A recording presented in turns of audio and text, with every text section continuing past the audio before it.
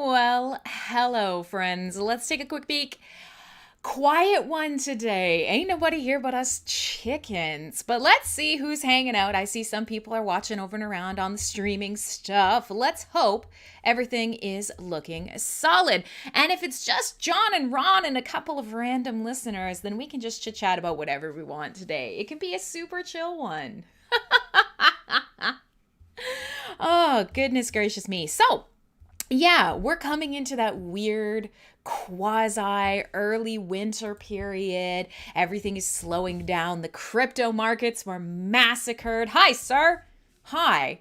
So, today might be one of those things. So today I'm calling it market capitulation and musical interludes. This is CyberBuzz Radio. My name is Crimson Clad, and for the next 2 hours I'm going to entertain maybe just a few of you. We'll see how it goes. We'll see what happens. But I have lots of fun synthwave music. We could talk about whatever you guys want to talk about. And of course, there is just blood in the streets. Depending on where you want to listen, while Ron is doing some station maintenance, I'll quickly throw it out there. I can see that we have listeners, watchers, participators across Vim TV, Theta TV, Trovo Lives, Twitch, YouTube, and of course, you can always go to mspwaves.com. So wherever it is that you like to consume your streaming media, you can always catch me live. And today we're gonna play a lot of synthwave music. Those are all bots. Okay, well, it's true. Nobody loves my show. Thanks, Ron. Cool. Nobody loves my show. There's literally no one here. It's just me and Ron. Everyone's a bot. When I throw it out there that, I'm enjoying bringing in people from other streaming platforms, Ron is very quick to remind me that none of those are people, no one is watching, no one loves me, and that there's Crimson Clad capitulation. Not just market capitulation, everybody has withdrawn from me, and I am alone, and this is a masturbatory practice of airing my voice out into the ether for absolutely no one. So if you ever need a good existential crisis, it's perfect. Come join MSP Waves as a DJ, have your soul crushed daily by the station manager, no less. Hi, Gabriel. Good to see you, man. So, nobody here but us bots. Yeah, I don't know, Ron. I don't feel comfortable today. I don't want to make another post, and I don't want to get any rewards, and I don't want to, I don't know, man. So forget it. I'm not going to retweet. It'll just be us hanging out today. I don't care. It was fine until you threw down and tried to make me feel bad about how many people are here. What can I say? So, market capitulation in full effect. I get the feeling that a lot of people out and around the crypto space, which of course we talk about crypto a fair bit on this show, not wholly. Inertia likes bots. Thank you, Inertia. It's good to see you back. I haven't seen you in a while, so I'm happy to see you. Good man. Fuck my feelings. You know what? That is a really good point, because in general, live streaming radio and everything to do with this is just one big practice in fuck your feelings. Ron is correct. That's exactly it. Do you come to live entertainment? Fuck your feelings. Amen. All right. So yeah, we're having a time today. So I thought we could talk a little bit about what's going on around the markets. But this show, we often talk about cryptocurrency. We talk about blockchain. We talk about metaverse connections, video games. We listen to beep boop computer music, and we have a lot of fun. But of course, on days where the markets are looking pretty rough, and the weather is getting colder, I think people are very eager to be out of their houses or away from their computers, or, they don't want to look at and experience the pain anymore. And you know what? That's so fair on so many levels. That's so fair. Goodness gracious me. So it has been a wild week since last week. Last week we were here and Marky was on the air with me, and for a solid hour, we talked about punks. We talked about punks coming to NFT showroom. We talked about punks prior development, future development. We talked a little bit about the pump. It was pumps and punks. So that was the upward leg of what was going on in the market. And that was a fun show. We had a lot of fun. And then we spent an extra hour of overtime, audio only, just talking about punks some more. Well, today Here's the opposite. The markets are looking pretty rough. Bitcoin went on a delicious sale. So did Hive. And I saw a lot of people this morning who were looking a little uncomfortable with everything that was happening. So we could talk a little bit about that, or we could talk about some of the stupid stuff happening around the ecosystem. There are definitely some things that make me fucking cringe. And I know that might just be because, I was going to say that I'm a crypto sort of veteran now, but I feel like if you've been in the crypto space for more than like 2 hours, you're well on your way to veteran. But there's lots happening around Hive, so we can have a Hive-centric day as well. I mean, I'm not going to go out of my way to grab a bunch of listeners and pull them in here. It's okay if they're not. I like these days that are super intimate. They're just a couple of us. We have great conversations, and then I can play a lot of music, and you guys have to pretend to like it because you feel too bad for me to leave. It's delightful. It's Stockholm syndrome almost. You identify with my sad experience and you come hang out. So if that's all I can look forward today, that's a-okay, fine by me. We'll see how she goes. We'll see how she plays. Bye. Okay. So I can definitely say that one of the things, cringing clad, yeah, you know what? And actually somebody said that I was a simp last show, and so we decided that I'm a crimp. So cringin' crimpin' clad. That, you know what? That sounds like my Christmas stripper name, and I'm here for it. So let's just embrace it fully. Cringin' crimpin' clad. Let's embrace it fully and and roll into it. So one of the things that I thought was quite funny is I noticed this morning there are quite a few people in the Hive ecosystem who should know a little better, who were quite surprised by some of these market movements. And I want to throw it out there because we talked a little bit about it last week. And yeah, there's a lot going on in Hive right now, between a number of different second layer solutions that are up and coming. Hive Engine is doing awesome. Splinterlands is doing awesome. But we've also got Deluxe is on a tear. The Dex is coming along swimmingly, lots of new features, really exciting things. And of course, then you've also got the Speak network. So everything from the 3Speak team, moving through a number of different tokenomics. They are looking at community plans. They have NFT gaming. So, I mean, Hive is bumping right now. There's lots of cool stuff going on. By all rights, token prices should absolutely be going up just based on how bullish people are on what's happening inside the ecosystem. However, we know that's not how Hive works. That's not how people around Hive work. We don't do that. And so I thought it was quite funny this morning because I saw somebody who should be pretty familiar with the ecosystem said, boy, that chart looks interesting. And so what I will say, and I'll throw it out there just between you, me, and the wall, is you have to remember where money is concentrated. And many of you are here. I see Gecko's slipped in and a couple more people across some of the other platforms. Hello. One of the things you have to remember is where is money concentrated and where is crypto adoption high for one reason or another. And if you go ahead and you just change the time zone on whatever chart you are looking at over to Shanghai time, all of a sudden, our charts don't look so strange anymore, especially where you look at sort of daily session markers are.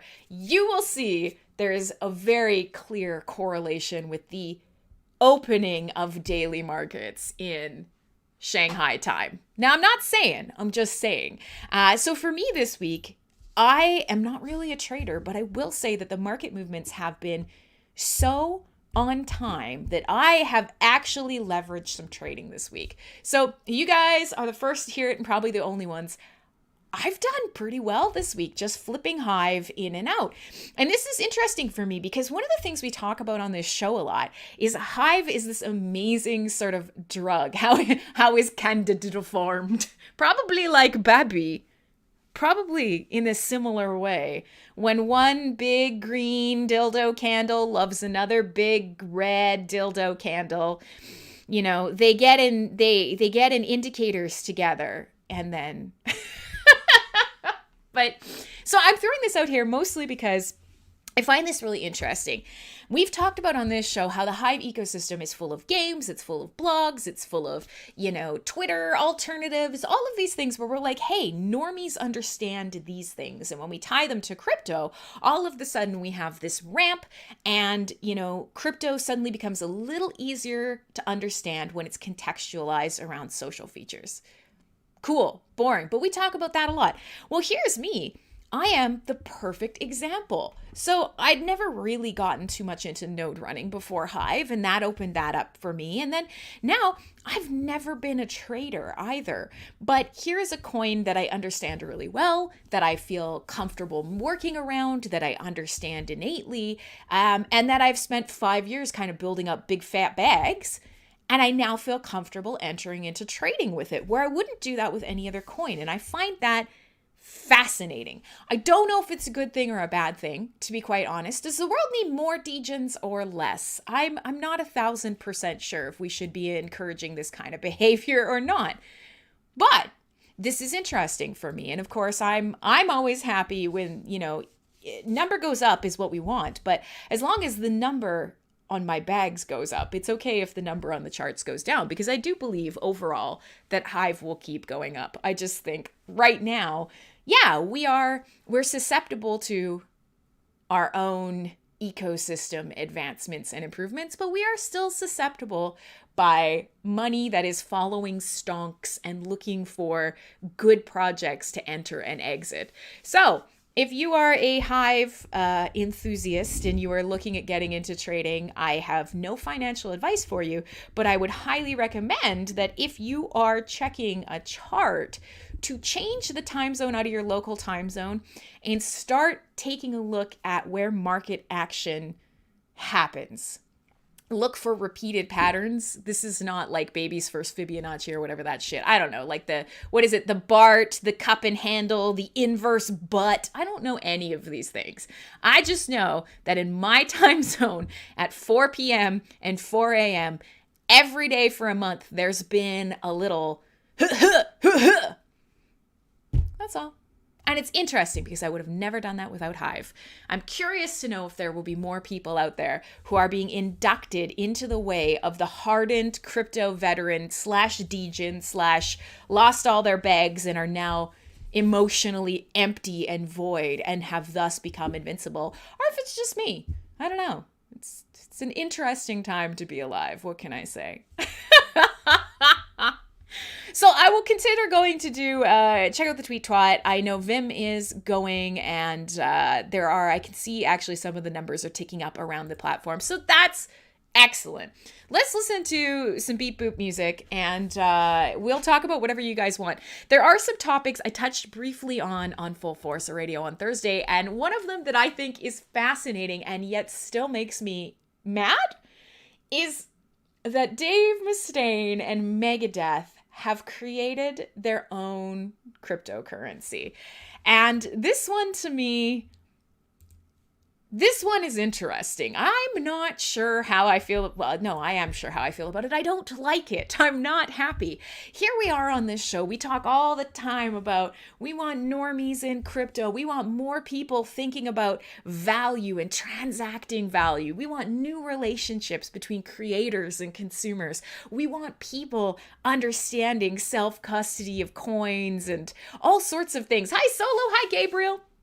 We want all of these things. We want attention from big bands or big celebrities, big bank accounts. We want attention from the fans of those accounts. We want people to start thinking differently about communities. All of these things we want. Megadeth making a cryptocurrency is like, it checks all the boxes. And yet somehow I'm just like, So if you haven't seen this, let me grab a link and I'll drop it in chat for you guys, and we'll see how you guys feel. Now in Hive, we've obviously been really early to the idea of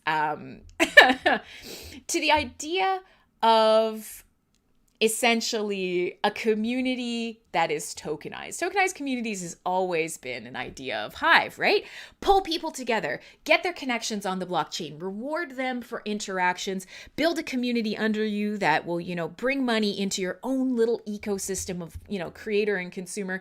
Yeah, absolutely. That's fucking Hive. But somehow the idea of Megadeth making a token called Mega, I feel like is so gross. Is it because I don't like Dave Mustaine? I don't know.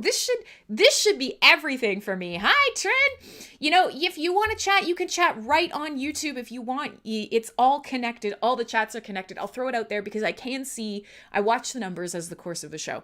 I can see you on YouTube. I can see you on Twitch. I can see you on Theta, on Vim TV, wherever you might be listening, or here in the Discord if you're listening on mspwaves.com or you're listening right through the station in the Discord.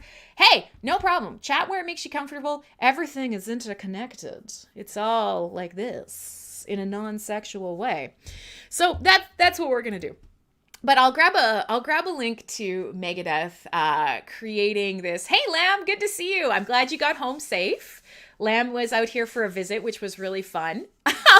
We went hiking. We drank beer. Nobody died, which is always a good, that's a good get together. When you get to meet people from the internet, when you aren't instantly axe murdered by someone from the internet, that's just chef's kiss. A++, would not murder again. Go team.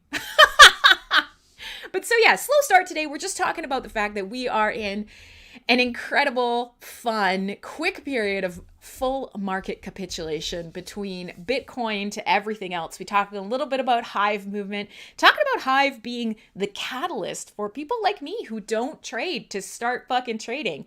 Is it because I'm more greedy than I used to be? It's possible. Crypto does that to you. Or is it that I'm just learning concepts? I don't know. I'm definitely not going to come on here and tell you that I'm a good trader, but I am up this week. So hell yeah. And then finally, they confiscated Chopped Lamb's axe at the airport. It would have been funny if I didn't show up today and he just typed in chat as like chopped crim. That would have been amazing. That would have been super meta. All right. So anyways, Megadeth has a new cryptocurrency, and I'm just kind of thinking about this as, here it is. This is what we wanted. One of the biggest and most famous, bands, notorious, shall we call it, bands in the world, entering into the ecosystem, adopting cryptocurrency, bringing their fans. And let me tell you, one of the most interesting things as being between genres, shall we say, because I'm always very much between synthwave and metal, and then also part of sort of crypto Twitter is, this has been soundly received negatively. It's so interesting that many, many people in musical communities want nothing to do with NFTs, with cryptocurrency. And we see this a lot. And obviously we're seeing it being conquered in the artistic space to some degree. But in the music space specifically, and maybe Julia can speak to this, so there's quite a few people in here now, what are your experiences with normies and normie creators specifically, how they feel about crypto adoption and sort of the interwoven nature of crypto and a new economy into the creator-consumer relationship? Because I'll tell you, people on Twitter are not happy about this Megadeth thing. And I think this is going to be so interesting. Do you think this is going to be considered? Yes, that's a fabulous one, Julia. Julia's dropped. NFT phobia. It's one of the single biggest problems on this website, without a fucking doubt. The unchecked amount of hate, threats, and harassment that we POC, people of crypto, have to face on an everyday basis is crushing. Now, obviously, that is worded in such a hyper... Hey, hi, Artie Sowers, hello. Thanks for joining us. So, obviously, there is a lot of, charged language there, and it's specifically put in the language of Twitter and the language of sort of today's social context. But it's poking fun at this. Absolutely. But yeah, so Julia's talking about the environmental aspect, and I always find that interesting. And, you know, a number of sort of talks and interviews and connections that I've made, we always kind of come back towards the environmental aspect. And, you know, we've had a whole show discussion on this, but I will say it's a very fascinating thing that this has been such an effective way of slowing the momentum of crypto and NFTs specifically, because you don't want to play, what's the point in the Megadeth token? Well, you know, I'm not 1,000% sure, Trin. I will, let's see. I said I was going to find that link for you guys, and then I got and completely forgot. So here you are. I'm going to grab you a link right now. I'm going to drop it in the chat. Sorry, it's a Twitter link, so it's got a little tracker on it. But so let me just read you a little bit of this article. Megadeth has launched its official cryptocurrency, Mega. By buying, holding, and transacting with Mega, Megadeth fans will gain access to exclusives and premium benefits. Members of Cyber Army, Megadeth's official fan club, that also hold Mega will unlock additional exclusives, access, and offers.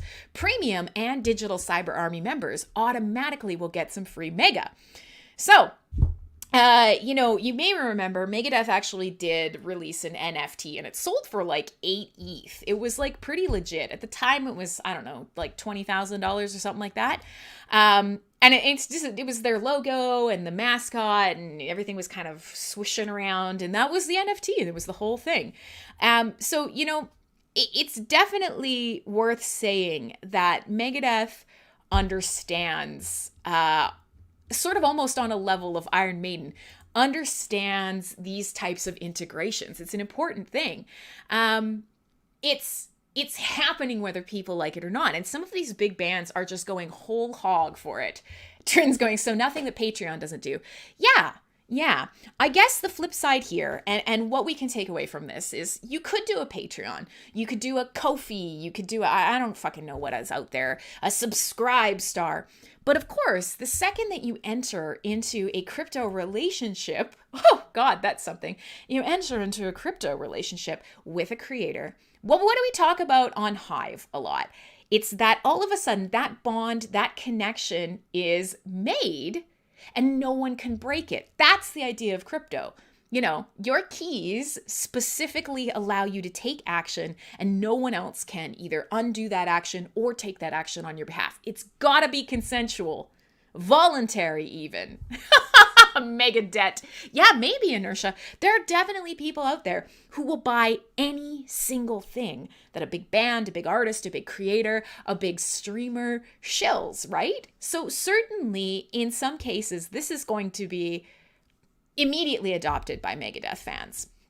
But it's an interesting thing because this will not slow down from here on out. Obviously, think of, hey, I see Marcos joined us. A bunch of people are hopping in. So that's really cool. Glad to see you guys. We're just chatting a little bit about some of the stuff that's happening in the crypto space right now. We're talking market capitulation because everything took a big fat dump and there's blood in the streets. If you're peeing blood, step back from your portfolio for a minute.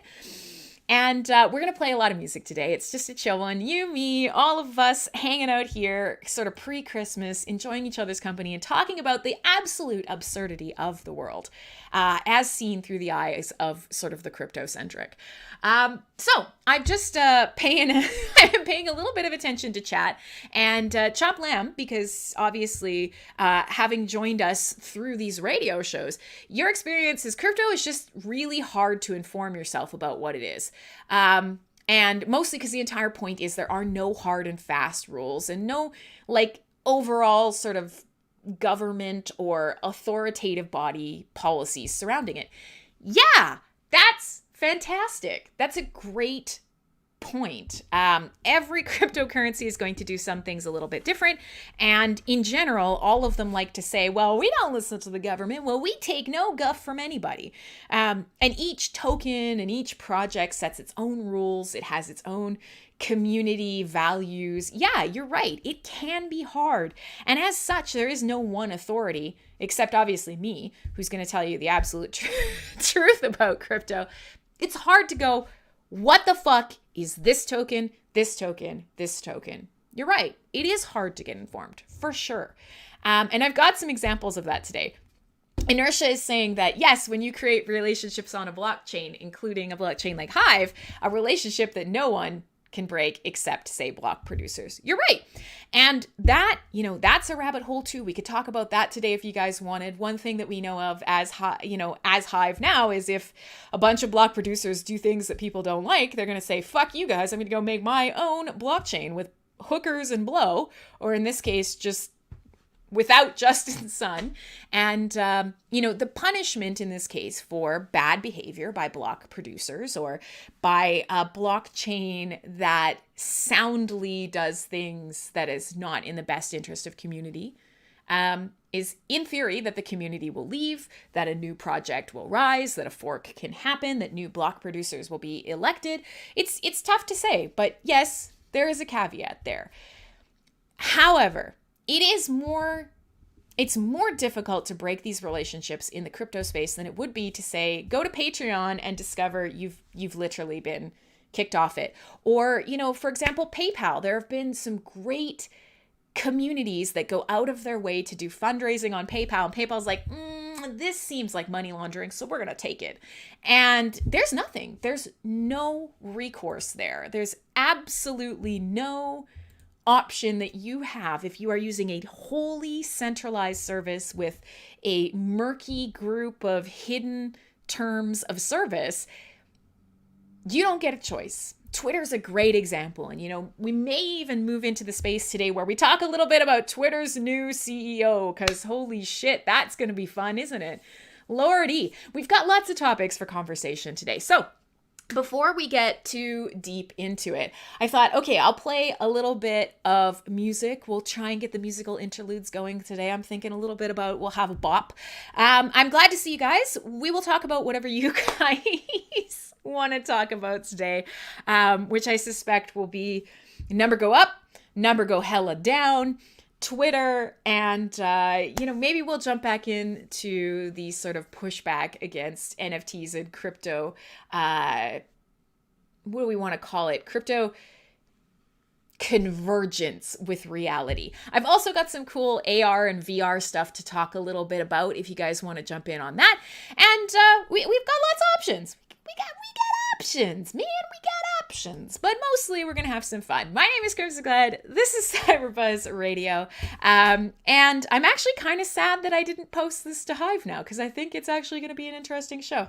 Go fish, go fucking fish.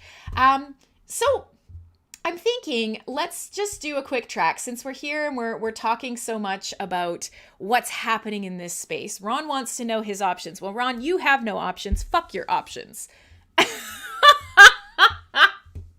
I'm going to play you a track called Introspection. You could sit here and think about what you've done, what you're doing, what you're going to do with your life. You're here at CyberBuzz, so you probably should do some thinking anyways. But let's start with this little bit of music by Cassetter, and I'll be back and we'll talk a little bit more about all sorts of things. All sorts of things. It's fun. Enjoy. This is MSP Waves. Up.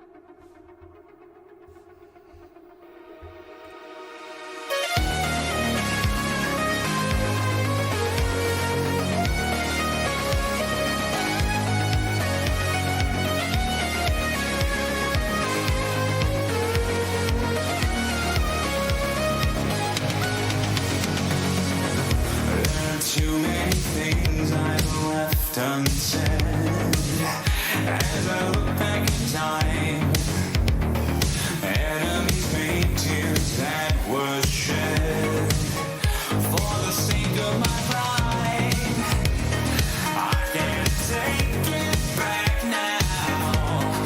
Inside I think I know how to make this all worth it in the end.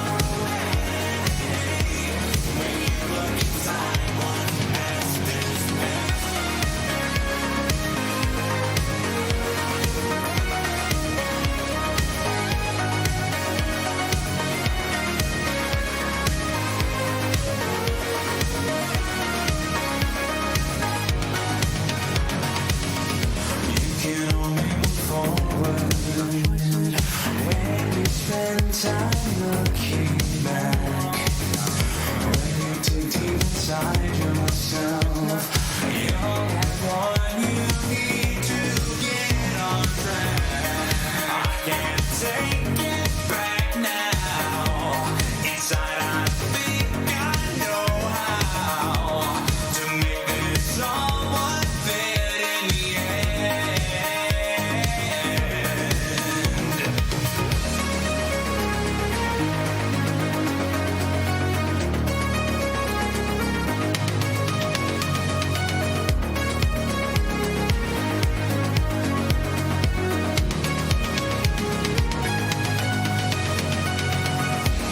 It's never too late to shed your mask. With every new day you'll find your path. That memory's far away. When you look inside, what past is past.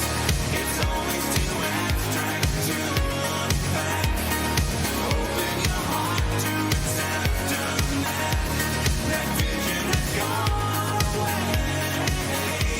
With any step forward, the die is cast. It's never too late to shed your mask. It's never too late to shed your mask. It's never too late to shed your mask.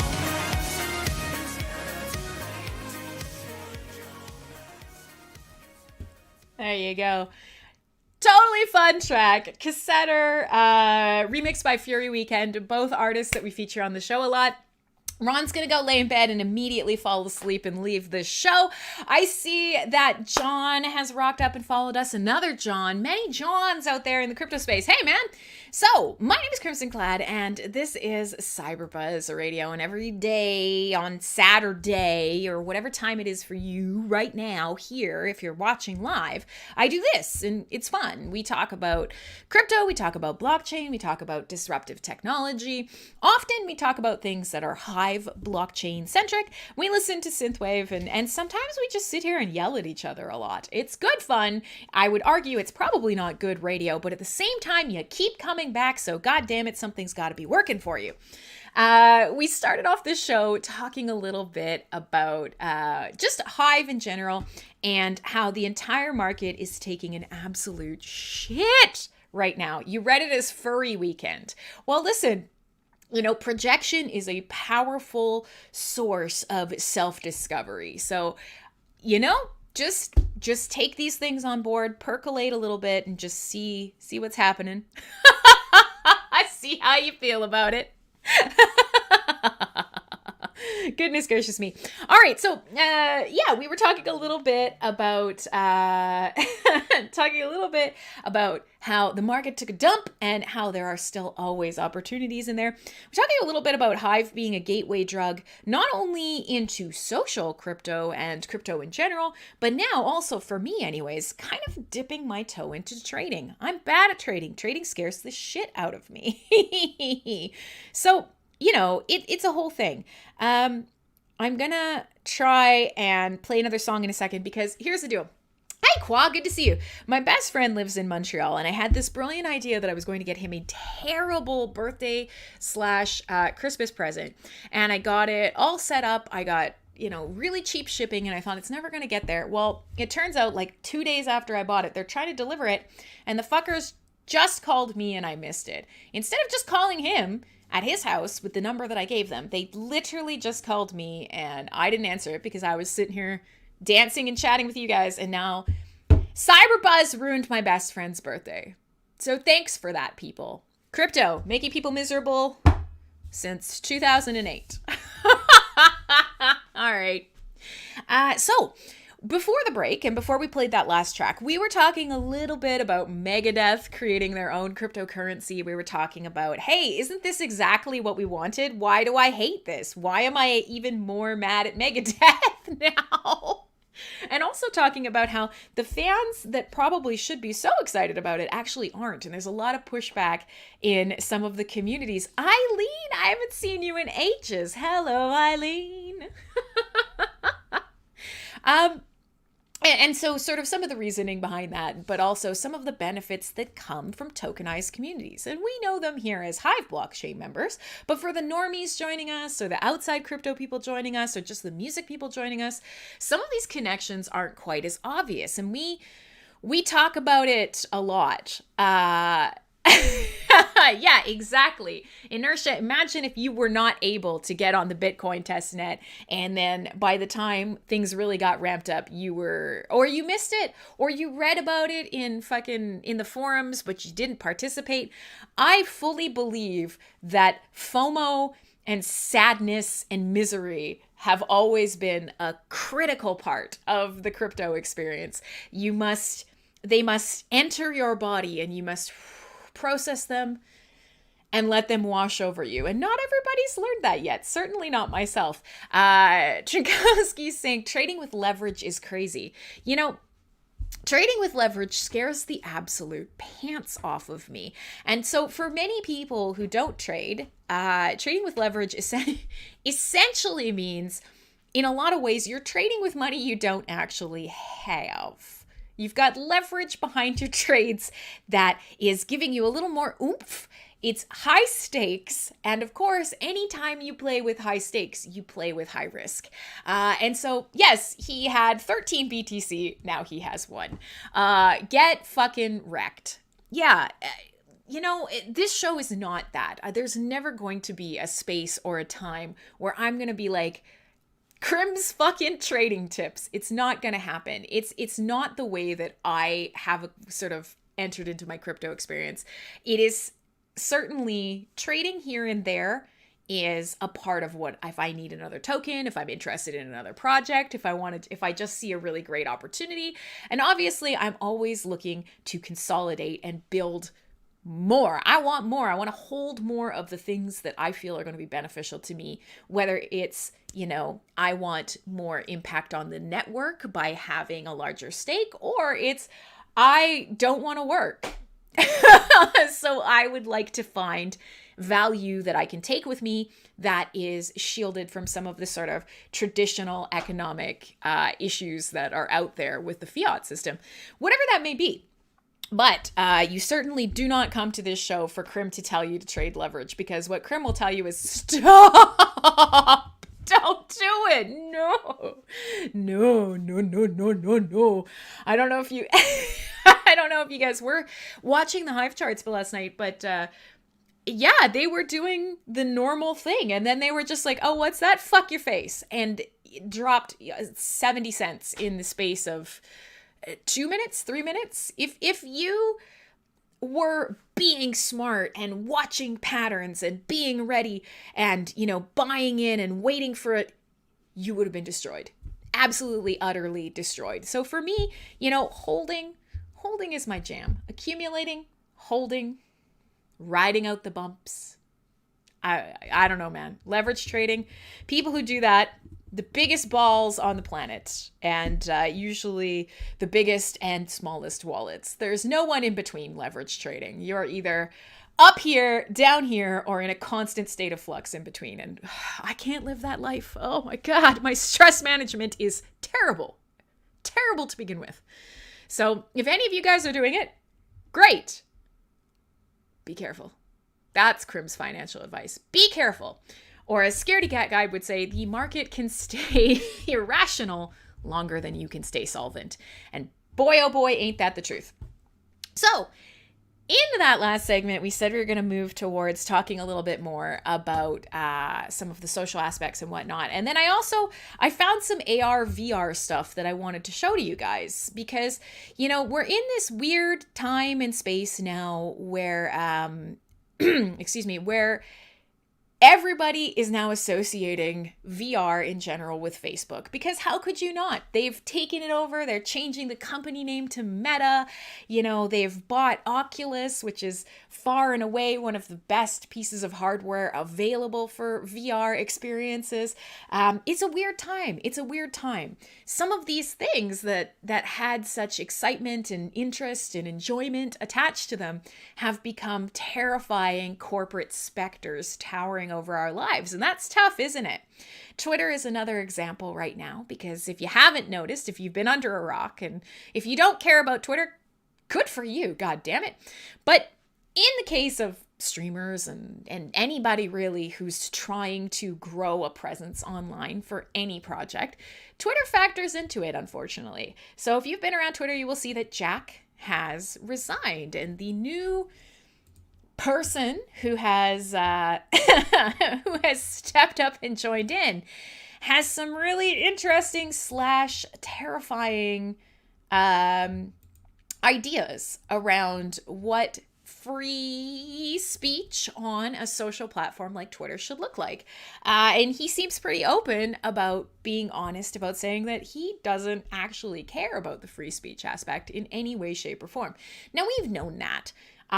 Big tech companies and big social companies and big sort of online gathering places always have had rules about how do we stop people from just totally being heinous to each other all the time.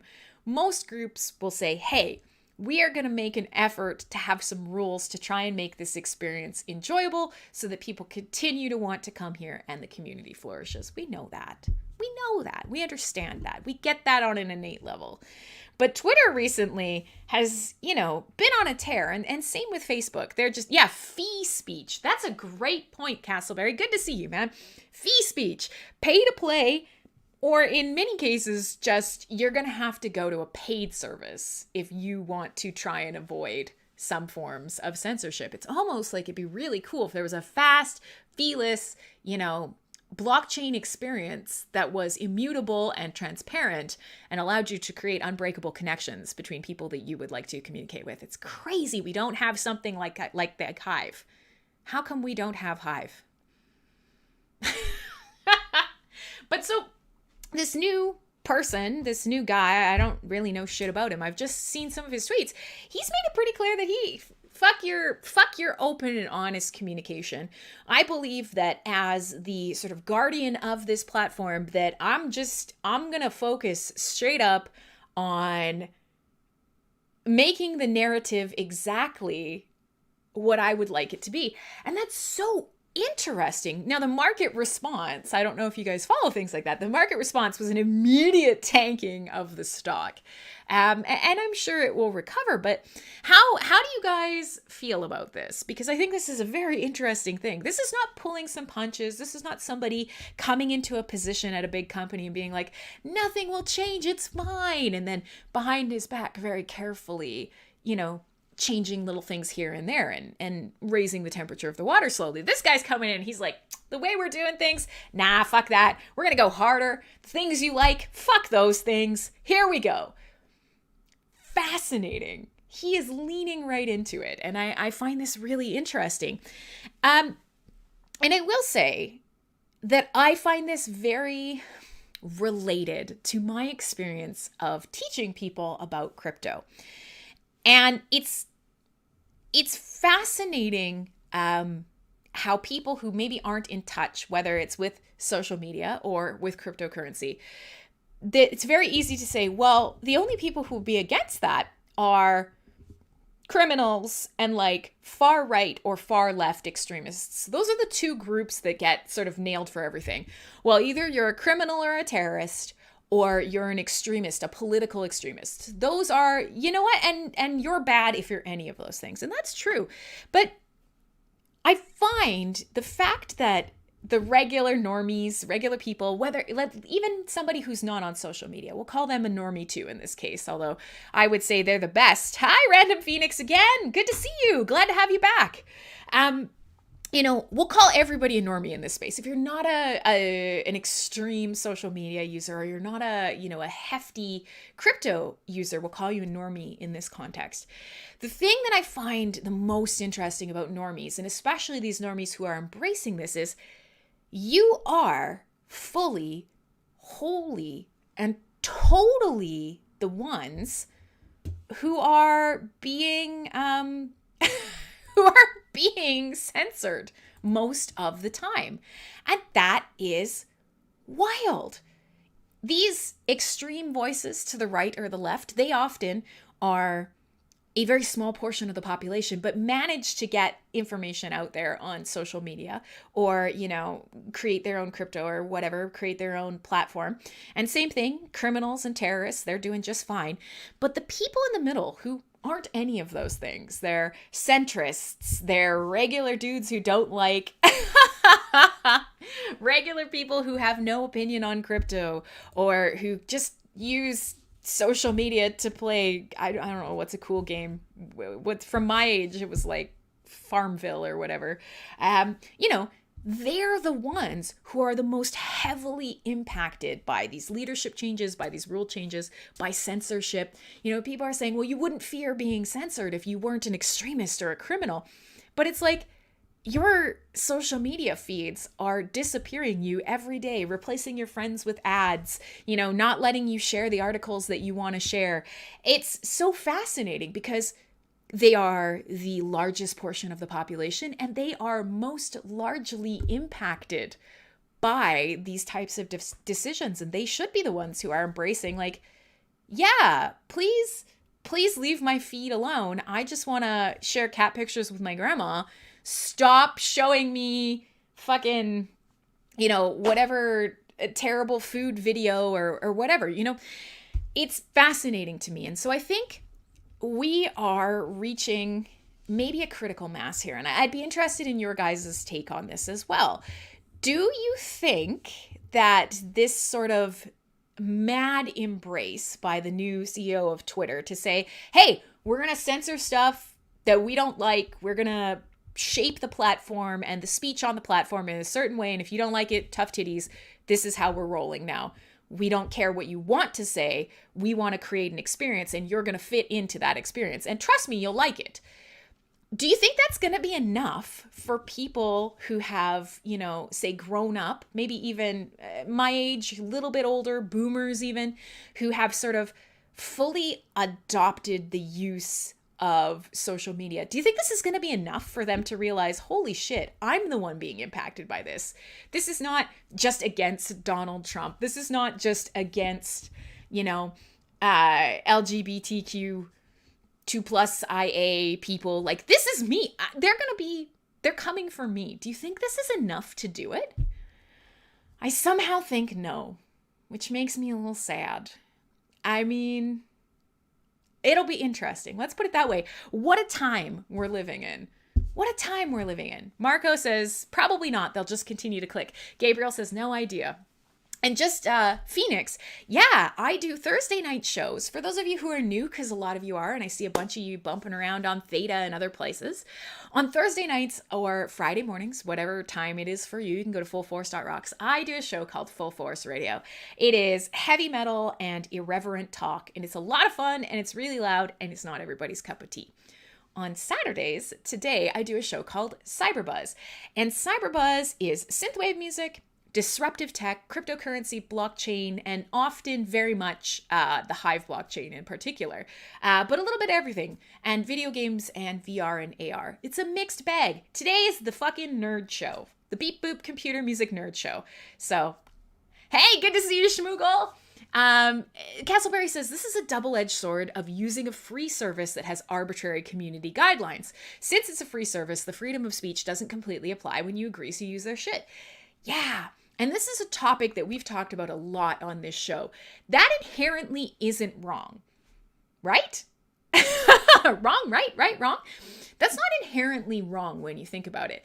If I would like to use a free service that has terms and conditions attached to it, I have to agree to the terms and conditions.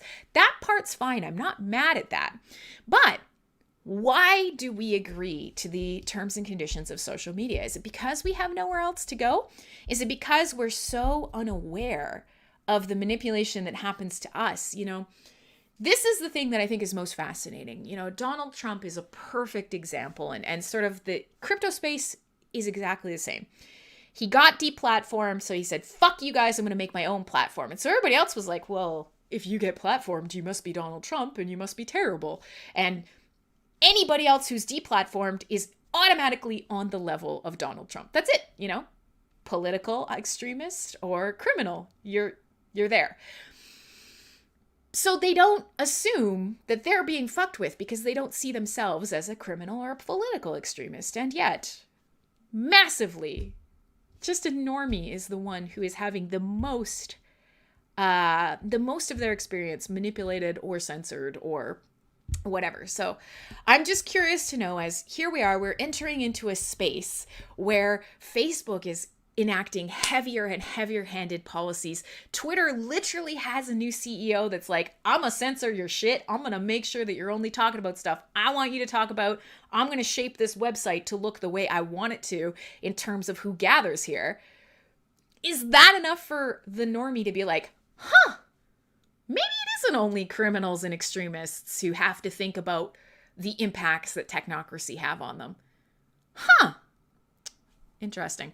Okay, so I've been talking a lot. We've been yik-yakking. We're almost halfway through the show. I'll play a little bit more music. When we come back, I do kind of want to move away from the dystopian social media topics that we always seem to jump into here. I want to show you guys some cool VR, AR stuff that has been making the rounds that I haven't been able to show you. I want to play you lots of fun music. We could talk a little bit more about Hive. It's a chill day today. I didn't make a post. I didn't make any tweets. You know, it's just you and me, and everybody who's here today are just people who happened. Yeah, already halfway. 2 hours goes like that, man. Real fast. Yay, thank you. So it's fascinating. It's fascinating that things are so strange. So let's play some music, and I'll try and fix the alerts so that poor person who just subscribed actually shows up on the screen. My apologies. Loco Pro. I read that totally wrong. Loco Pro. Hey, I like your skull. I'm not saying I'm a dum-dum, but I'm a dum-dum. It's cool. Don't worry about it. Okay, so we will continue on. I'm going to play you guys some more music. We started out with some cassetter. I was thinking that I will play you a track. Tough titties of the cow to the kitty. Is that just because it rhymes? I'm now picturing a cat trying to... It's a lot going on there. It's good. My name's Crimson Clad. This is CyberBuzz Radio. I am going to play you guys a track called Perpetual Motion by an artist called Luke Hash. I will be back after the song. We will have a little more fun. We will talk a bunch of shit. Probably still jump back into all the scary dystopian stuff, but every now and again I like positive things. So I'm going to show you guys some cool things. I'm going to try and unfuck my best friend's birthday present. And we'll be back. Listen to this track. It's fun. Dance a little. Turn your music up. Have a good time. I'm glad you're here. This is CyberBuzz Radio, and it's only on MSP Waves.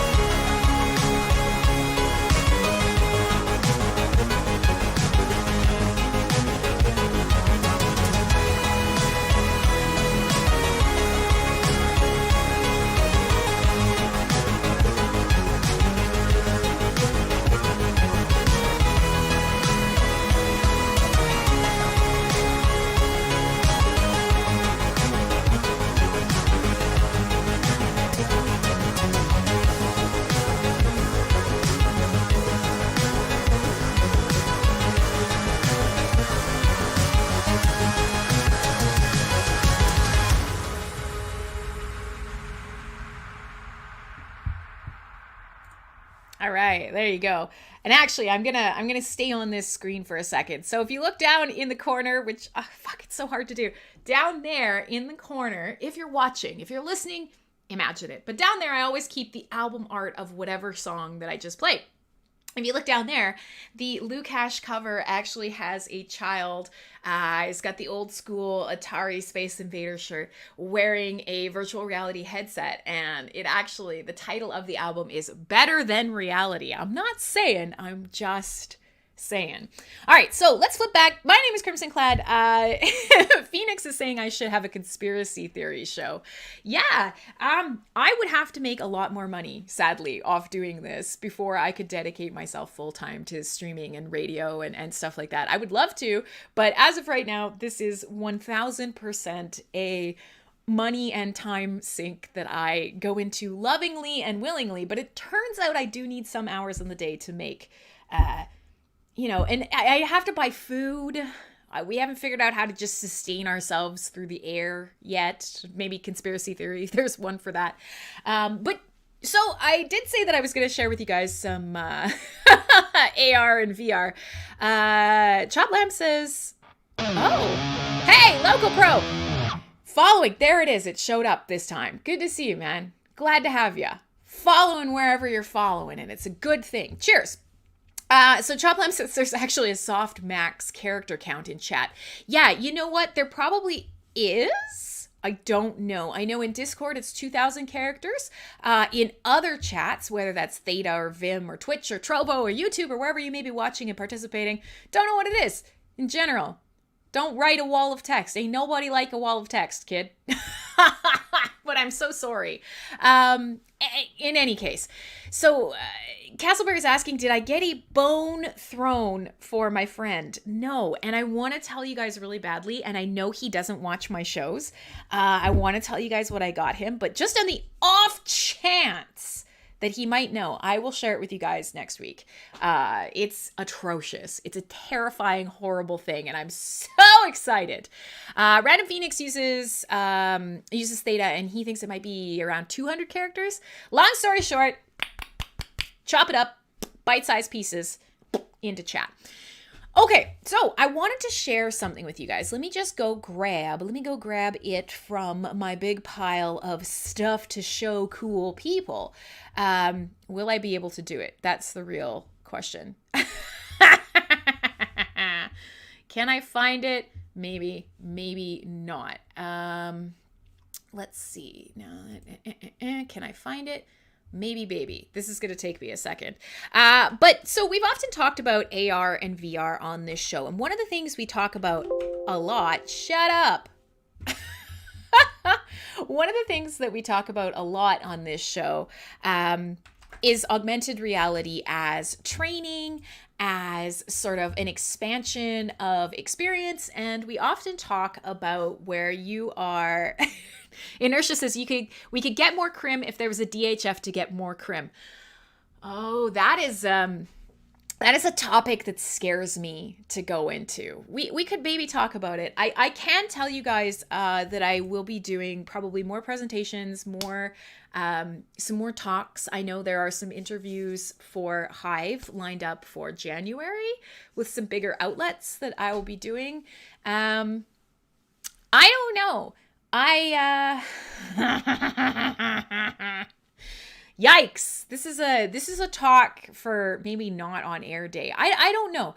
The reality is I never want to tell any of you watching who are also streamers, who are also creators, who are also blockchain enthusiasts, who are also valuable contributors to the communities that you're in.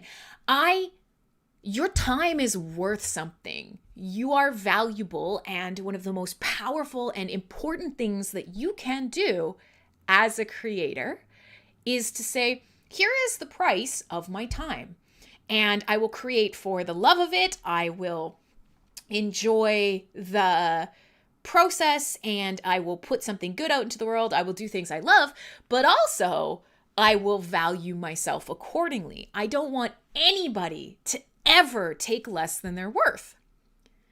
However, when it comes to me and my contributions to the Hive ecosystem, I feel incredibly uncomfortable trying to put a number on that. And I will say some of this is going to get in the weeds, and we'll jump back out because I promised you AR, VR shit. But I will say one of the biggest sort of concerns that has always existed around the creation of the Hive blockchain, and also the Theta kids have tested, it is 200 characters in Theta. Type more than that, your shit's going away. Just FYI.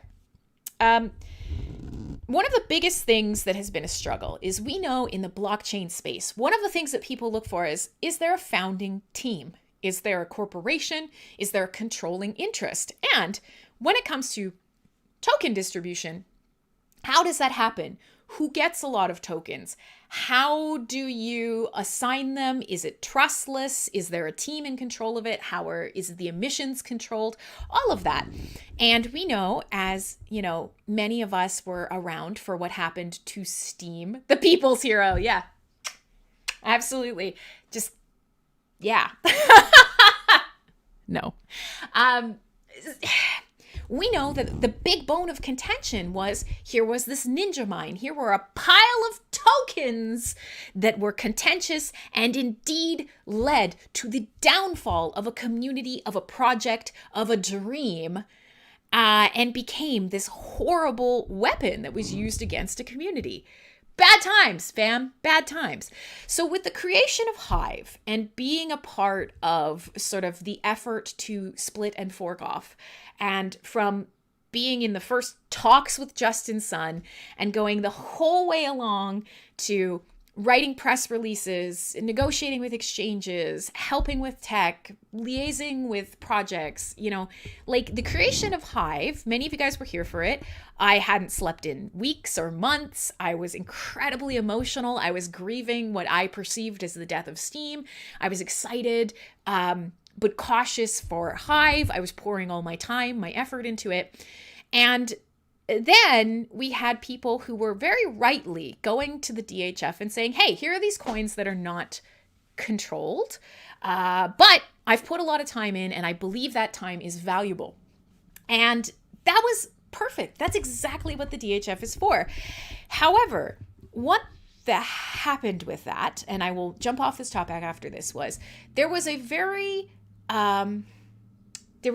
widespread belief that Hive was created so that these top tier players that were most interested in creating Hive could funnel that ninja mine that at Steam was out of their hands, could create a DHF and very specifically funnel those funds to themselves on a new chain. That was the sort of pervasive idea the first year by the negative Nellies around the ecosystem. And I've always been so mindful of that, and that's stupid. Again, you're worth your time. Think about your rates. Think about what you need. Don't capitulate like the market. But for me, that's a valid reality. If you were somebody looking into this project and said, hey, here are a bunch of community members immensely invested in the creation of a sidechain or a new chain. Sidechain's a terrible technical term that does not relate to us. A new chain, a new community.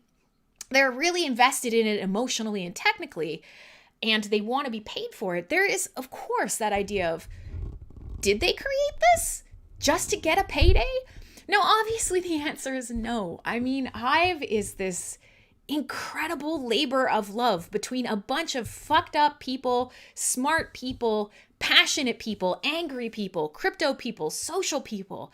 There is no one holding the reins. There are some big stakeholders, but overall, now that Hive is going, it's going, and there isn't a Ned, there isn't a Dan Larimer, there isn't a Steam and Inc., there isn't a group that can say, this is what Hive will be.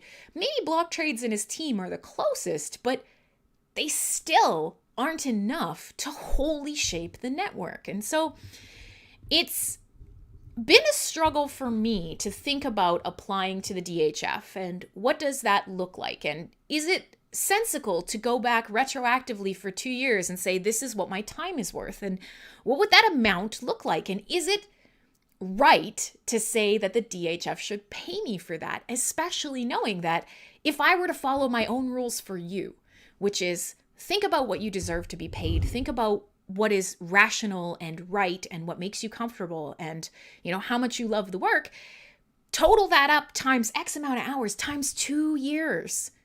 What would that look like? What are the optics of that? How does the community feel about that? That is a scary place for me to go. So, as such, I haven't, and I probably won't. So, to the answer to the question is, if we have a DHF for more crim, could we have more crim? I don't know that there's a world where that works without some really stringently defined bookkeeping with some set commitments and a roadmap. And in a decentralized project, you don't have those things the same way as others. So I can't promise you that I know I'm going to do X amount of interviews, or that I'm going to do X amount of exchange work, or, some days I will be only working on NFT showroom and Hive stuff will go to the side, or I'll be working. Some days I'm up all night because some exchange in Asia wants to have a call at 2 a.m. my time, and then I'll end up talking to someone in Europe at the same time, and then 2 days will go by and I won't have done anything else but Hive. So I don't have a good answer for you, and this isn't a great topic for the show. I don't know. I would much rather just sell you guys shirts and entertain you. Now, can I fucking show you some VR, AR stuff? So on this show, we've often talked about AR, which is augmented reality. It's a little different than virtual reality. Virtual reality being absolutely nothing but what is shown in your headset, absolutely nothing but an entire created world. And augmented reality being that you guys are assholes. You're beautiful, wonderful, loving assholes. So I don't know, man. Shh. Let's, yes, more immersive. Absolutely. Great way of putting it. So virtual reality is a completely created environment that you are immersed in. And it could be a creation of the exact environment that you're in, but it is fully virtual. Augmented reality is usually a pass-through camera where you are seeing the environment around you with items that are overlaid on top of it. Now, some of the most popular things that I've talked about on this show and showed you guys that are fucking cool, there's the one that was connected to fitness software where you could use your foot while you're out running to create a heads-up display, check your heart rate, check your pace, start your music, stop your music. You could do things like have an entire workout where, it would project spaces on the ground. You got to jump from one to the other, or circles that you would put your hands in and you would do push-ups as the circles went up and down. You would watch that visual cue and you would do push-ups at that pace. Lots of really cool stuff for fitness and things like that. But also, one of the other popular ones that I showed you guys was for piano, learning piano, where you would sit down at any piano, and if you looked at the keyboard, the augmented reality would then begin to show you, almost like Guitar Hero, notes coming down, and you would learn to play piano, almost like a video game. That's so cool. A real live, any keyboard, use it and learn to play music. That's fascinating. Imagine if you were one of those kids who suffered through piano lessons growing up. How terrible was that if you had a bad teacher? But, sorry, it's giving the full force spiel in chat. Apologies. Imagine instead if it was like Guitar Hero or whatever, where you could just see them and you were smashing the buttons and you had a music track overplaying and you could see these things flying down out of the sky and you're smashing the keyboard. It'd be really enjoyable. It'd be a lot more immersive. And for kids, who were just forced to go to piano lessons by their parents, it would probably be a really cool way to learn. And as an adult, where you're not actually in that absorbent mind phase where you just pick up things much more effortlessly than as an adult. Adults need a little help to learn things. If you're not madly passionate about what you're doing, there's gotta be something to keep you engaged. And AR is such a great way of doing that. Phoenix is saying, you thinking about getting into developing tech for AR, should you? Abso-fucking-lutely. And hell, come here and learn about blockchain and integrate crypto into it as well. Do all the things. Be on all of the cutting edges. Get rich. Have fun. Build cool shit. So that's some of the AR that I showed you guys previously that many of you thought was really cool. But I'm going to show you something else. And I saw a live demonstration of it, and it's really neat. And this one is just stupid, but fun. This is somebody, I'm going to drop the actual the actual transcript here. What is she doing? Why is she sending all sorts of useful things? I'm sorry. This is an augmented reality billiards assist. So imagine for a second, if you're out at the pool hall and you got one shot and you got a big bet riding on it and you're not super good at pool, and you pull out your phone and you take a look at the table, and the augmented reality on your phone, or maybe inside your glasses would be cheating. But let's say, here we are, you do this, and the augmented reality billiards assist will actually map out the table, where the balls are, and then in a live view with you and your cue, as you turn your cue around the cue ball, the billiards assist will show you where your shot's going to end up. Very cool. So I'm going to grab an actual video demonstration of this for you guys. It is so wild and so cool. So it's really interesting. It's an AR projection system that essentially overlays your pool table.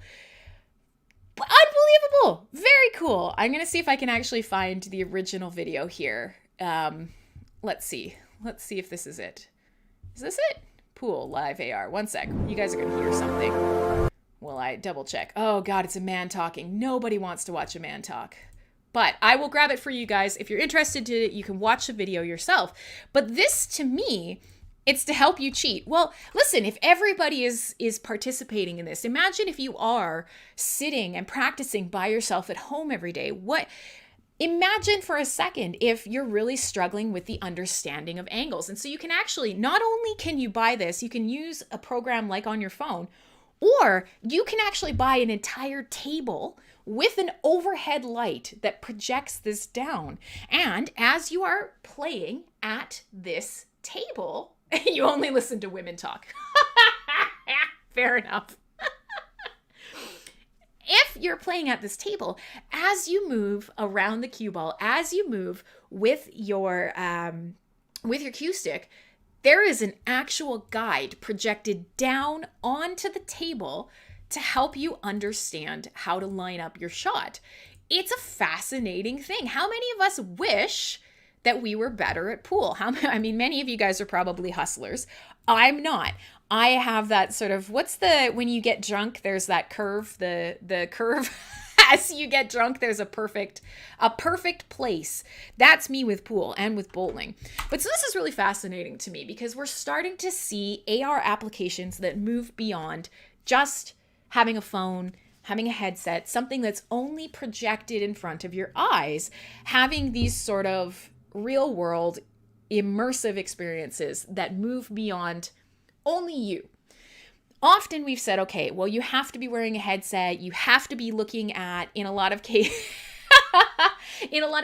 like, say, the Art of Eve apps or some of the apps we've talked about in the past, things like with the Halloween episode where I was projecting all sorts of Halloween masks onto my face live. All of that requires a camera between you and the experience, right? You have to kind of have that interpretation layer. It's a lot like second layer blockchain. You have to have an interpretation layer. I see a still piece of art. I hold up my camera, and on this screen, I can see how, this piece of art actually moves. Great. Here we are starting to see experiences for everyone, using light, using projection, using sound, where AR is actually being, overlaid onto an experience for anyone and everyone. This is kind of like if you've ever seen sort of the precursors, like if you go to a science museum or something and they've got like the floors made out of TV screens, and as you step on them, they will change and adapt to you. That is a form of augmented reality as well, but we're starting to really, really move into some cool shit. Olympics 2036, it's a 126-way tie for the gold medal in recurve archery event. Yeah, the implications for personal skills and personal development. Is this like playing God beyond beyond where we should. We often talk about this too. Is it just everyone will become so good at everything that no one will be special anymore because we're all just augmented reality cyborg monsters? Oh gosh. Yeah, there's a great point. So Phoenix says AI will be table tennis will be safe because it's so fast that AI can't keep up. That is true. I'm gonna leave it here for a second at the thought that we will all become super skilled, like proto god tier AR virtual reality augmented masters of all things, and we'll kind of go and play a bit of music. I'm going to play you a banger, guys. I'm going to play a good banger. I'm going to play something by an artist called Orax. It is called The Land of Crosses. My name is Crimson Clad. This is CyberBuzz Radio. I will probably end up posting this episode. I might trim out the talk about the DHF, but today's been really fun. Thanks for coming to join me. I see lots of people are hanging out. Even in the Discord, I could see my little floaty listeners. Yes, the Balmer curve. Thank you. I get it while I'm coding also. There's just the right amount of alcohol where I'm like, I'm okay. I'm good at this. I'm good at this. Oh, fuck yeah, I am the best. And then you're drunk and you're bad at everything. It's very important curve to me. It has a very large impact on my performance in many, many arenas. So I'm going to play you this track, Land of Crosses. This is CyberBuzz Radio, disruptive tech, blockchain, video games, whatever, like beep boop retro future.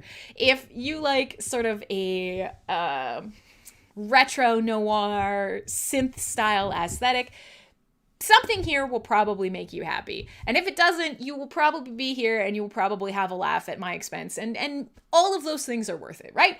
So here you go. Let's play some music, have some fun, do a little dance, make a little love. We got about 40 minutes left in the show. And I want to play a lot of music for you guys. So let's see how this goes. I still haven't figured out how to get a new delivery date for this parcel. God damn it. I'm tech forward, crypto centric, all about the transformative process of technology on our social spheres and our life experiences and the general world around us as a more interesting, engaging, valuable, entertaining, and meaningful space. And I can't get logged into ups.com.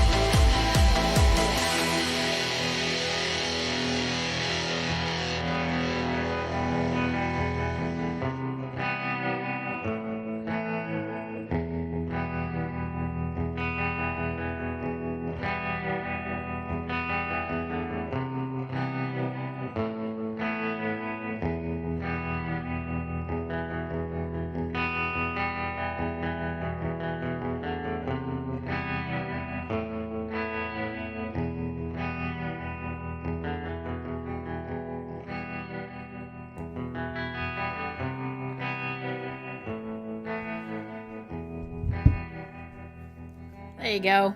It's Synthwave, but for cowboys. That's a sick track. All right, so that was Orax. The track is called Land of Crosses. My name is Crimson Clad, and we got like half an hour left in the show. We have covered a ton of topics today. It's been a wild one. We started off just talking about, with just only a couple of us here from the start, talking a little bit about market capitulation and how the whole crypto market was just like big fucking oof this week. Then we started talking a little bit about trading, talking about Hive, talking about my adventures in trading.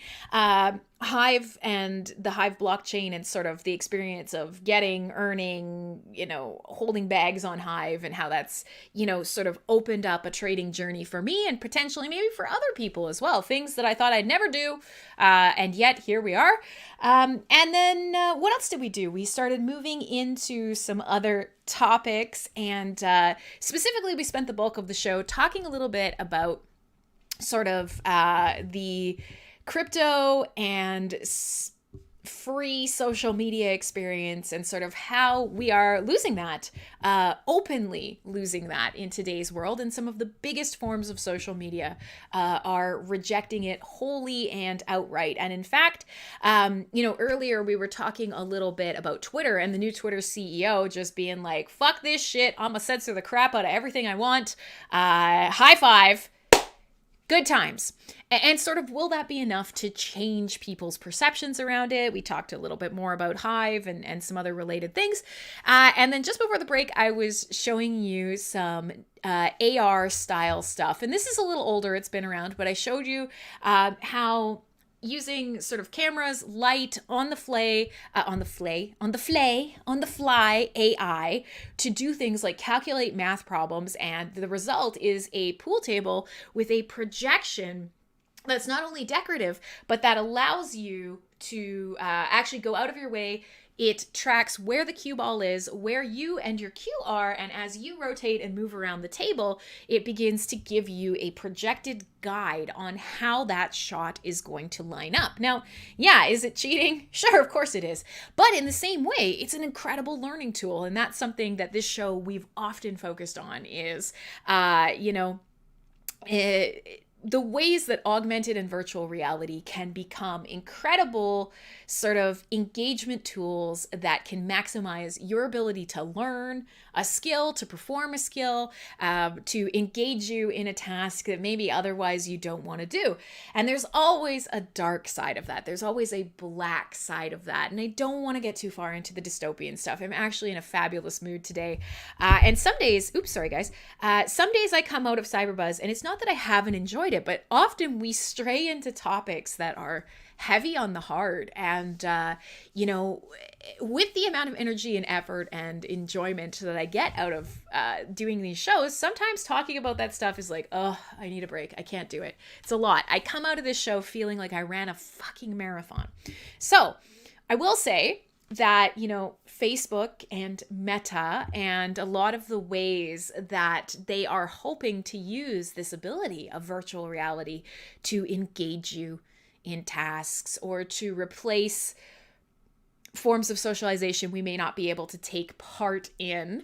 And there are some dark implications for that. There's no doubt. There's absolutely no doubt.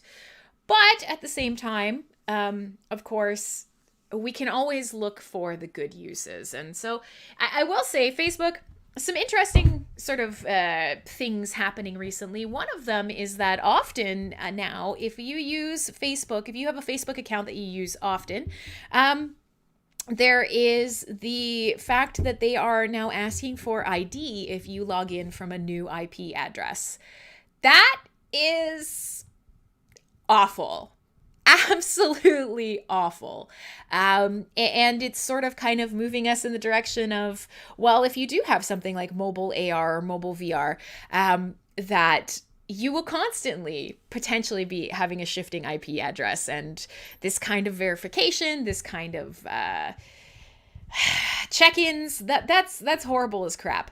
Trinkowski in chat has actually shared something, a freebie from Epic. Well, true, learn. That's awesome. Look there's an actual loop a learning loop. As long as the condition is true, you will do learning. That's awesome. I love games that have to do with coding. Code Combat is another really great option if you want to learn how to do different types of code that go into creating games. Code Combat is a really fun kind of like dungeon crawler that you play by actually learning to write code, which is enjoyable, I think anyways, but I'm a tremendous nerd and I also like coding. So, you know, your experience may vary, your mileage may vary, but I'm all for games like this. I'm all for experiences that help you better yourself and pursue things that you're interested in. The other thing that I did see, and I'm going to touch on it only briefly because I know that it's going to touch off a lot of topics, is there have been some creation of virtual reality programs to help children who are scared of needles, for example. And in today's day and age, where vaccinations are such a hot button topic, the idea of sort of like fooling a kid into this sort of thing, that's a whole ethical kettle of fish. But for example, I'm going to throw this out there because I'm sure many of you know it. I am deathly afraid of needles. It is shocking knowing I need to get a needle. Often, like when I travel, you know, like vaccinations for when I travel, or, you know, in grade 6, or sometimes I have to have blood taken, whatever the case may be. My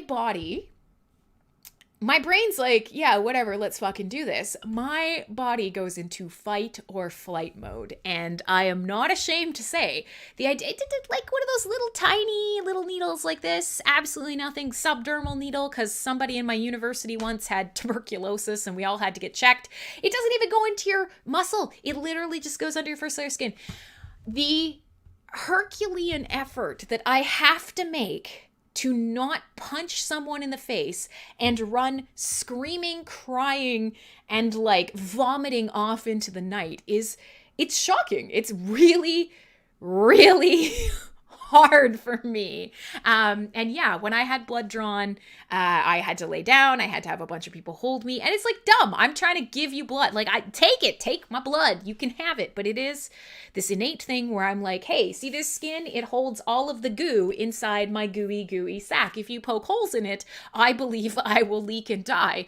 And that's just this mental space that I'm in. And I can't turn it off, and I have tried. So, away from the vaccination thing, there are these programs now where they are working on these types of fears and things like that, where, you know, they will create a whole virtual experience that is storytelling, that, you know, kind of puts context to, you know, they're going to swab your arm, but in the story you're being told, oh, you're going into a cold cave and a drop of water drips on you or whatever. Oh no, I'm my age, like this age. I remember, in fact, I had to go for a surgery. And the hospital that they could get me into was Women's and Children's, Vancouver Women's and Children's. I am a woman. I can be at Women's. Whatever, as a vagina haver, using today's parlance. And so I had to get my blood taken, and I was such a fucking spaz that they wouldn't even do it down in the women's wing. They sent me, hi, Cecilia, tech, vark, yes. I don't know what you mean, but I'm going to read that. Vark immediately to me is like, Vark, tech, yes. So, I mean, maybe that's offensive. I'm sorry, but it's fun anyhow. They wouldn't even keep me down in the women's. I got sent to the children's wing to have my blood drawn, and here I am, like, hyperventilating on my back, a lady's, like, petting my hair, they're drawing the blood, I get tears streaming down my face, I've got a puke bubble in my throat, and next to me, there's, like, this 4-year-old kid with a lollipop in his mouth who's just, like, holding his arm up and just pumping out blood and being like, sup, and I'm just, God damn it! Everyone is braver and cooler than me when it comes to needles. So, yeah, this kind of idea of, you know, could you contextualize some of these weird visual and emotional cues to stimuli? Could you mask them, change them, alter them with virtual reality or augmented reality? Because my brain is like, let's get a needle. Go ahead, take my blood. I have a good blood type. I would like to donate blood. But my body is like, fuck you, that's mine, I'm leaving. And this sort of... this sort of dichotomy, for me, is an interesting thing. I want to give blood. Would it be easier for me? Is it just visual? Looking away isn't quite enough. Is it? I bet that bitch doesn't have 500 t-shirts though. Ain't that the truth? I win. Fuck you, 4-year-old. I have a cool t-shirt collection. You're fucking lame. You can't even buy your own t-shirt. Fuck you. You're gonna grow out of every t-shirt you ever buy right now at 4. Ha! Somehow it doesn't feel quite as meaningful a victory, I will say. But I'll take it. I'll take what I can get. Anyways, long story short is, they have programs now where you put it on and all of this context in a lot of ways helps you adapt these either fears or whatever. I find this really interesting. This, to me, that would be pretty valuable. That would be a pretty useful thing. And that's really interesting to me is, okay, well, if they change, well, this little prick is, I don't know, you've jumped through a fire and, little sparks are hitting your body. And you know what I mean? And there's some form of what's happening to your body in real time is being matched up with what's happening to you contextually inside of VR. There's some great things about this. And of course, there are some terrifying things. And this is some Matrix bullshit where, you're floating in the experience goo while your brain is roaming free inside the Matrix. It's a terrifying idea and an interesting idea. Yeah. So what about using VR to trick your body into thinking you're not going to give blood? Would that work for me? I don't know. Maybe. So the last time I gave blood, I'll tell you how I got through it. And that was, I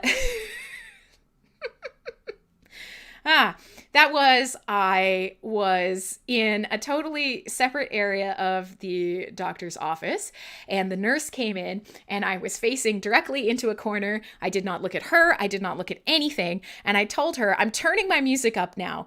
Do not speak to me. Do not look at me. I will not turn my head.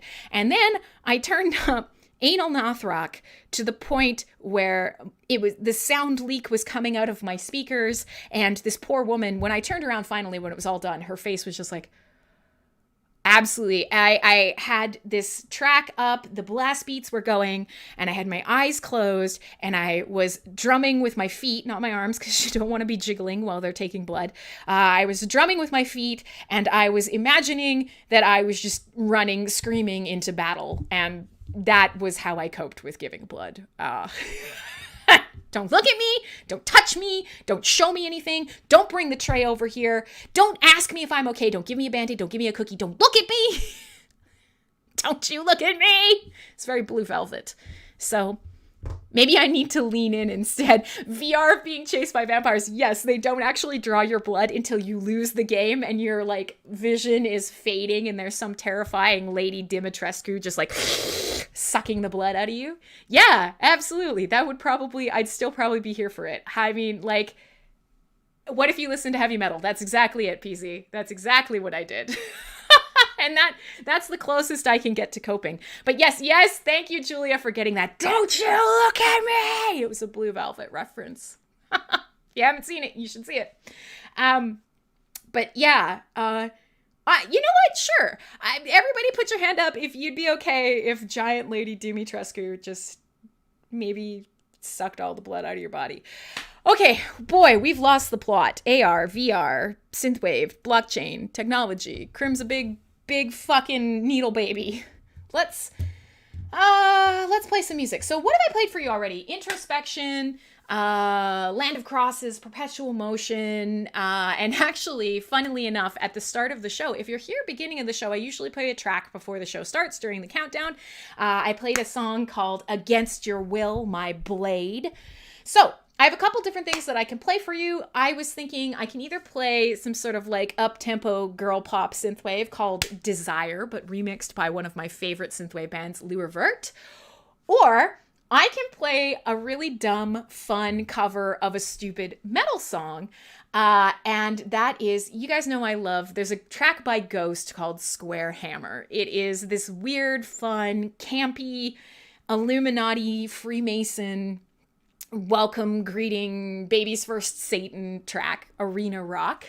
And I actually often play it on Full Force Radio, and it is my go-to karaoke song. It's one of my favorites. It brings me so much joy to go to karaoke and to ask somebody, you know, while I'm singing, I'll be dancing or whatever, and you ask, like, are they ready to stand here in front of Satan? And you point at them while they're singing, and they're like, and it's great. It's one of my favorite karaoke songs.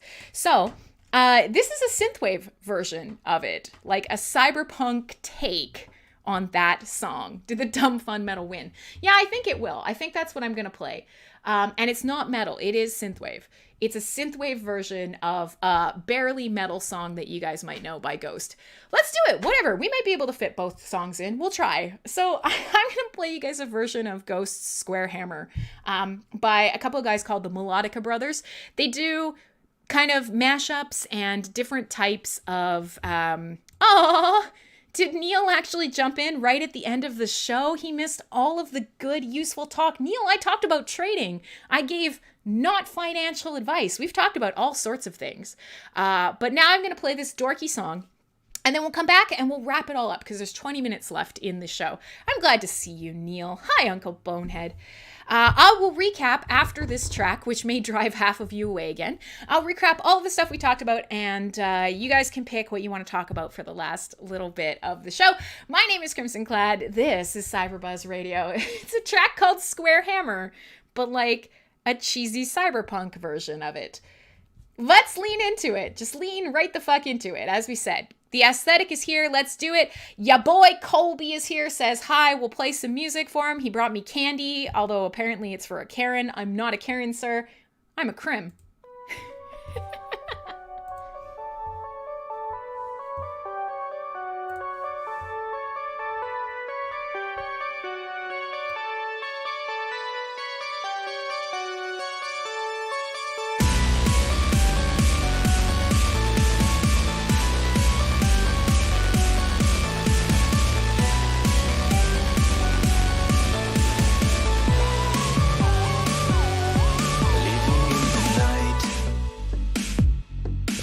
Was torn asunder. You call on me to solve a crooked rhyme. As I'm closing in, imposing on your slumber. You call on me as bells begin to chime. Are you on the square? Are you on the level? Are you ready to swear right here, right now, before the devil? That you're on the square, that you're on the level, that you're ready to stand right here, right now, right here, right now, hiding from the light. Sacrificing nothing. Still you call on me for entrance to the shrine. Hammering the nails into a sacred coffin. You call on me for powers clandestine. Are you on the square? Are you on the level? Are you ready to swear right here, right now, before the devil? That you're on the square, that you're on the level, that you're ready to stand right here, right now, right here, right now.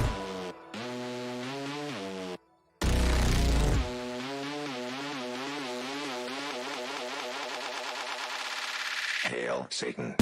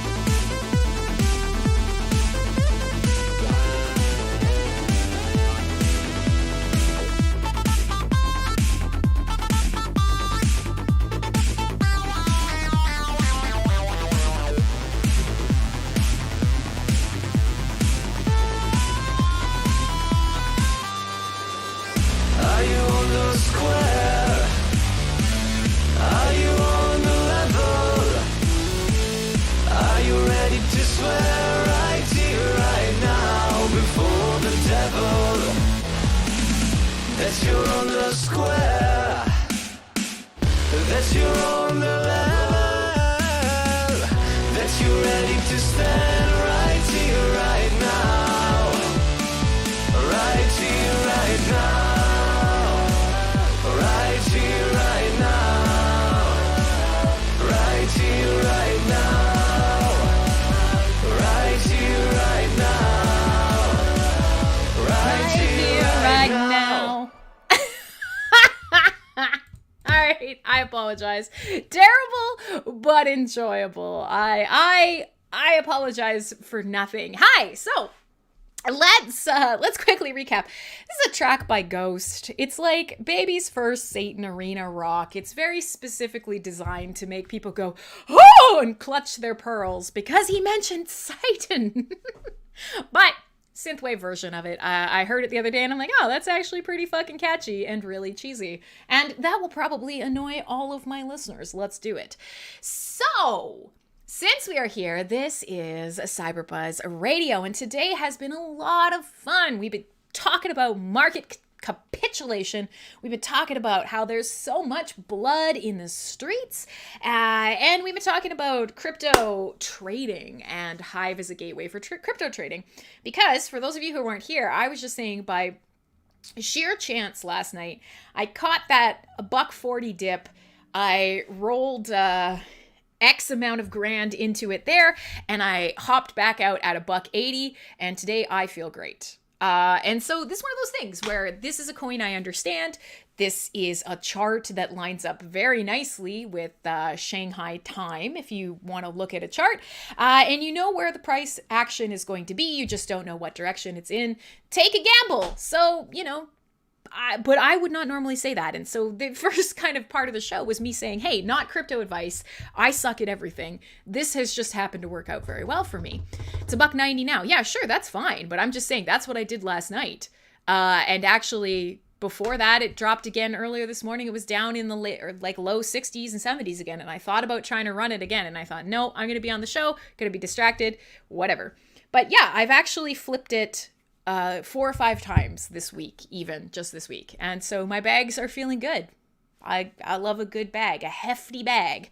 And so then we moved off of that. We were talking a little bit about social media in general, some of the stuff that's happening around the social media verse and how that will probably impact blockchain experiences. We talked about Hive. We talked about bad CEOs and censorship, and how normies, whether in crypto or in social media, are actually the ones that, you know, pound for pound, most of the time are actually the ones who are negatively, she got racks. Bags, racks, I mean, I'm wearing a very constricting thing today, but for everybody's safety, of course.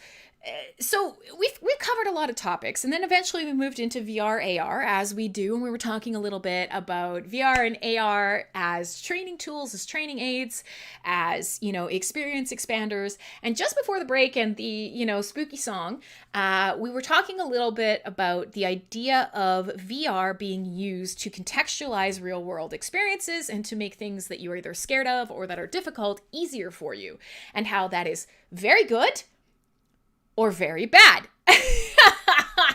You know, like it's tough to say. It's tough to say, and it will be used for both. And of course, as per this show, and we often talk about, it's already being used for bad, and it will probably change and impact a lot of lives negatively. But I like to live on the brighter side of things. I see a lot of spaces where virtual reality, augmented reality experiences can be tied to other good values, other great communities, and can become something really interesting and exciting for people. So take what you will from it. Now that we're into the last 10 minutes of the show, if there's anything you guys, want to talk about, have at it. Have at it. Is there anything that's on your guys' minds today? Now that we're here and we're kind of getting ready to finish up, there's probably stuff that you guys want to talk about, and I've probably ignored you over the course of the show at some point. But if you are looking and you just kind of want to get a feel for I had Neil and I lost Neil. The Adele Spotify thing. No. Spotify is hilarious. and difficult. Like I say, the caveat, I made it on Thursday night as well. I will say, listen, if you can't directly support an artist, whether it is... Is dark humor allowed? Yeah, of course. My entire show is dark humor. We literally talked about chopped lamb coming here to axe murder me, and the only reason that he didn't axe murder me is because his axe was confiscated at the airport before he got here. I will say my biggest thing in chat is you guys can be teasing, you can be mean to me, you can be dark humor is fine. All I ask is that you are kind to each other. You all show up here to enjoy yourselves and hang out with me. If you act shitty towards each other or you are purposefully mean or disruptive, then I will absolutely banhammer the fuck out of you with no regrets. So, read the room. Be kind to each other. I'm fair game. Be kind to each other. With that being said, one of the things that I thought was quite funny is it's that time of year. Even if you can't support an artist directly, ideally you want to buy their merch or go to their shows or whatever. Oh, my eyeball. If you can't, Spotify is an option then, of course. You can listen on Spotify. They won't make a lot of money for it, but you will be... you will be contributing to an algorithm that, of course, lifts them as an artist, and they will be getting fractions of pennies. So it is helpful. Don't not listen to people on Spotify. It's just, don't think that you're making a large contribution. Spotify is a demonic company at best. Don't be a dick. That's right, Uncle Bonehead. Listen to the boner. Listen to the talking boner. But what I will say is Spotify Wrapped is always really entertaining. And Spotify Wrapped this year was no exception. If you guys would like to see the breakdown of genres of my listening this year, I will share it in chat because, of course, it is entertaining at best. Number 1, synthwave. Number 2, black metal. Number 3, melodic death metal. Number 4, progressive metal. Number 5, power metal. I kind of think my top genre was metal. But hey, I'm not the genre maker at Spotify. That's what Spotify says. Spotify says I've listened to, I think, more music than 84% of people in Canada this year. And, yeah, Spotify Wrapped is always an interesting look back on your musical choices. And apparently this year, Spotify, because we've all gotten into mysticism and woo-woo over the course of this bizarre ass year, Spotify Wrapped says that it is now official. The music and my aura as read by Spotify, which I have dropped in the chat, is wistful and spooky. So if you guys thought that I was not, bye Julia, if you guys thought I was not spooky enough, Spotify has confirmed it by mining my Spotify for data, has analyzed what I listen to, and has confirmed I am spooky, which apparently we're not allowed to say anymore, according to some article that came out. So I'm going to play one more track. I will be back to say goodbye. I'll share with you guys. This is Desire, the Lurivert remix, a band I really like, and one more track to sneak in, since today we talked a lot about money and crypto and social media and all things CyberBuzz Radio. Oh yeah, it's got a really quiet intro. Come on, bitch. There we go.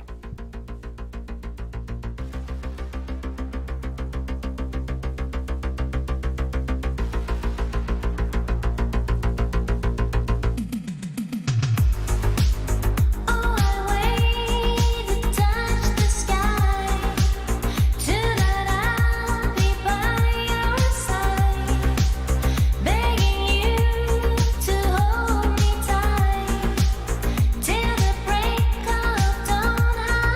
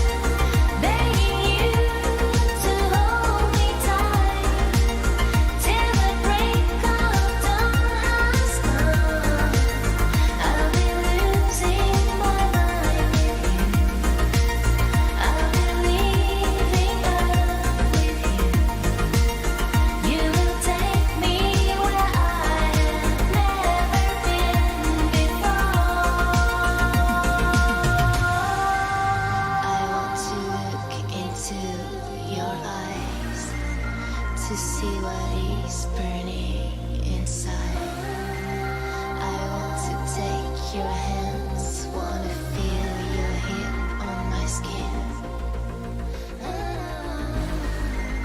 I want to kiss your lips, I wanna kiss your body. Want you all for me, I can do everything.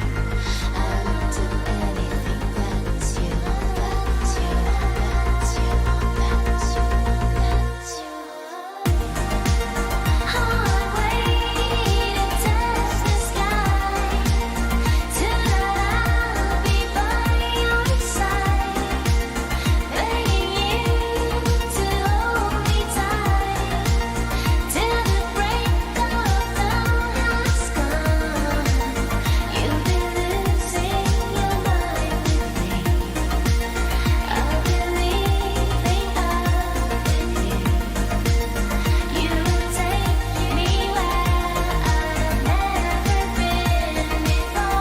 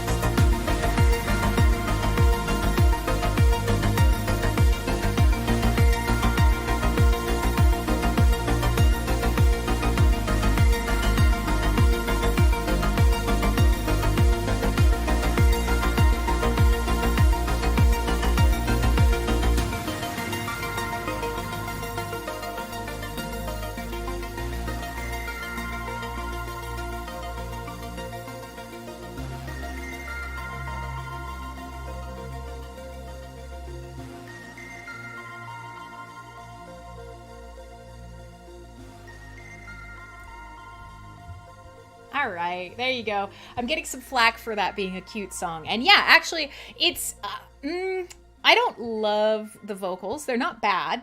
They're not normally what I would listen to. But it was remixed by a band that I really like. And the musical sound, and I was going to say the musical aesthetic, is what I like. So, what can I say?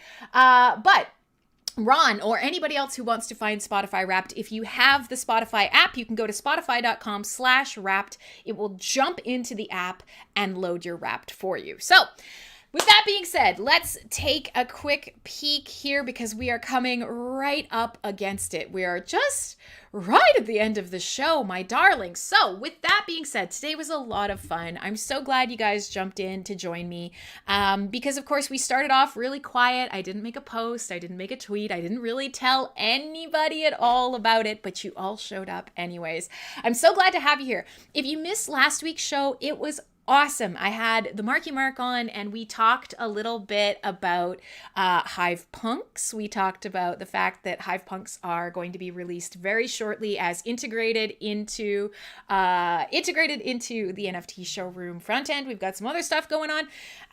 It was enjoyable. I'm going to be updating the post on the blockchain, the last two posts, and actually even potentially taking today's into a post as well. So if, of course, you want to find that stuff, you won't find it on regular social media because they take it away from me. And in fact, YouTube constantly shuts me down.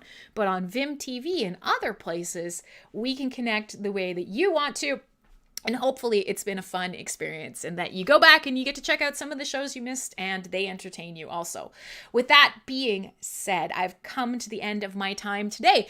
If you want to find out more about this show and other shows on MSP Waves, you can go to mspwaves.com/schedule if you like. And you can find out about all the cool stuff like Uncle Bonehead's show later or Clay's show later or DJs all week. The next time I'll be live is on Thursday next for Full Force Radio. Otherwise, I will see you guys next week for another CyberBuzz. What do you think? Shoot me a message. Bye.